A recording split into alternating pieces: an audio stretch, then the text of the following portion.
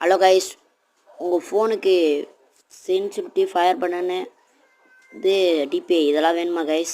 அப்போ இந்த ஆப்பை உடனே சட்டுப்புட்டுன்னு ஏற்றுங்க கைஸ். ஏற்றிட்டு இந்த கீழே இருக்கா ஈன்னு ஆரம்பிச்சிருக்கா அந்த எழுத்து அமுக்குங்க. உங்கள்